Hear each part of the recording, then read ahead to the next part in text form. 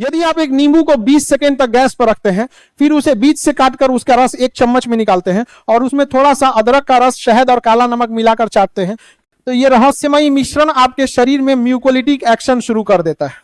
यह आपकी पुरानी से पुरानी खांसी और जमे हुए बलगम को बाहर निकालने में मदद करता है। ठंड के मौसम में बहुत से लोगों को इसकी जरूरत पड़ने वाली है। इस बात को सबके साथ शेयर करें।